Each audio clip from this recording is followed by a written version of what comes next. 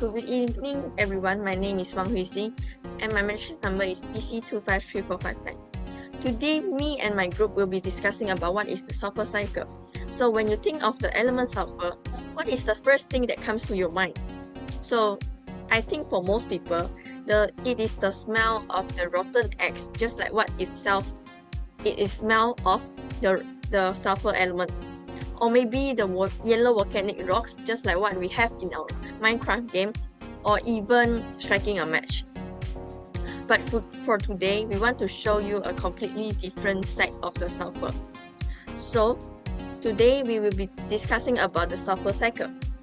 So, actually, sulfur is a critical macronutrient. It is a key ingredient in essential amino acids, just like cysteine and also methionine, which means without sulfur, plants and animals couldn't build their proteins, enzymes, or even vitamins. So just because it is so vital, the nature has a recycling system to ensure the living things always have access to it. So we call this thing as a sulfur cycle. Unlike the carbon or nitrogen cycles, which rely heavily on the atmosphere, the sulfur cycle is actually most on the geological part. The largest storehouse of sulfur are actually locked up in rocks, minerals, or even deep ocean sediment. It enters our air and water through volcanic eruptions, weathering of rocks, and human activities. But how does this piece of sulfur lock inside the rock and end up inside our plant, or even our animal or bacteria? So shown in the picture, that is where the chemistry comes in. To move on into the ecosystem, sulfur must constantly change its form.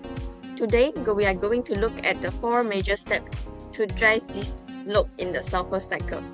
Later, my group member will be discussing about the cycle steps. What we have first is assimilation, to show how the living things take it in. Next, we have mineralization, how it breaks down, and the chemical seesaw of oxidation and also reduction, to explain how this fascinating transformation happened in the sulfur cycle. So next, I will going to hand it over to my group member, Lim. Thank you. My name is Lim Li Zhe and my number matrix is BC250185. So I will present about the aquatic assimilation. Aquatic assimilation is the process where aquatic organisms absorb nutrients and convert them into organic matter for growth and development. This process is important because it forms the foundation for aquatic food web. There are 2 main groups involved.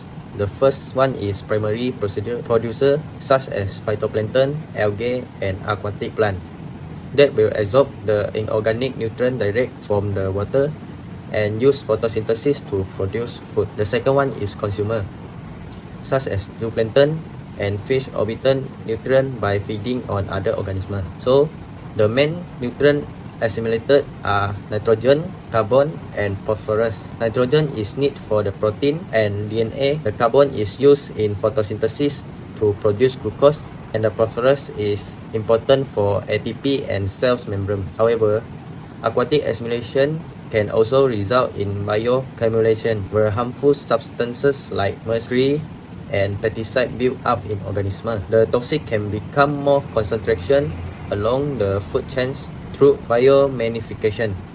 So, in conclusion, aquatic assimilation is external for nutrient cycling, growth, and energy transfer in aquatic ecosystem. Hi everyone, my name is Jie Ning and my matrix number is BC251102. Today, I'm going to explain the mineralization in the sulfur cycle. After sulfur enters living organism, it eventually returns to the environment through a process called mineralization. Mineralization is the breakdown of organic sulfur compounds by microorganisms, especially bacteria. During this process, sulfur that's stored in dead organism, algae, and waste material is converted back into inorganic sulfur compounds. This allows sulfur to continue moving through the sulfur cycle. Now, I will explain the mineralization process in the sulfur cycle. To understand mineralization, you can imagine what happens at the bottom of a pond or ocean. In every aquatic ecosystem, not everything stays alive forever. The fish will die, algae grow old and sink, and animals produce waste. Even uneaten feed in aquaculture system will slowly fall down to the bottom. Over the time, all of these materials will start to accumulate in the sediment. Now, at this point, it may look like nothing is happening, but in reality, the bottom of the water is full of microscopic life. Decomposer bacteria live in the sediment and they play a very important role. These bacteria begin breaking down all the organic matter into smaller and simpler substances. As they break down the organic material, the sulfur that was once inside living organism is released back into the environment. This is where organic sulfur is converted into inorganic forms. Depending on the environmental condition, especially oxygen levels, sulfur can be transformed into different compounds, such as sulfate or hydrogen sulfide gas. In this way, what once was part of a living organism is returned back into the water system. This process is very important because it recycles nutrients and ensures that sulfur does not get trapped in that material. Instead, it continues moving through the sulfur cycle, supporting the balance of the entire aquatic ecosystem. Mineralization involves four key components. First is the organic sulfur, such as dead organism, waste and uneaten feed. Second, decomposer bacteria that break down the organic material. And third, sediments, which provide the main environment where mineralization occurs. Finally, sulfur is transformed from organic forms into inorganic forms such as sulfate or hydrogen sulfide, allowing the sulfur cycle to continue. Mineralization plays an important role in aquaculture. It plays an important role in nutrient recycling. By breaking down organic matter, sulfur can be returned to the environment and reused by other organisms. However, in aquaculture system, excessive feed and waste may accumulate at the pond bottom. When large amounts of organic matter are decomposed under low oxygen conditions, hydrogen sulfide gas may be produced. Hydrogen sulfide is toxic to fish and shrimp and can negatively affect water quality and animal health. Therefore, proper pond management and good aeration are important to maintain a balanced sulfur cycle in aquaculture system. In summary, mineralization is a key process in the sulfur cycle. It converts organic sulfur into inorganic form through bacterial decomposition. This process recycles nutrients, support ecosystem functioning, and influence water quality in aquatic and aquaculture environment. In oxygen-poor or anoxic sediments, certain microorganisms are able to survive without oxygen. These microorganisms are called sulfate reduction bacteria or SRB. Instead of using oxygen for respiration, they use sulfate, naturally present in aquatic environments, as a phenyl electron acceptor. This process is known as sulfate reduction. During the reaction, sulfate is converted into hydrogen sulfide, also known as H2S. Sulfate reduction plays an important role in the sulfur cycle because it allows sulfur to continue circulating in aquatic ecosystems. During sulfate reduction, bacteria use sulfate instead of oxygen for respiration. As a result, sulfate ions are reduced and transformed into hydrogen sulfide gas. This process mainly occurs in sediment-rich inorganic matter.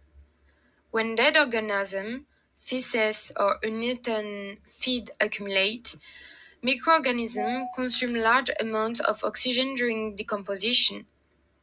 Oxygen levels therefore decrease, creating favorable conditions for sulfate reduction bacteria. Hydrogen sulfide is a colorless gas that can be recognized by its characteristic rotten egg smell.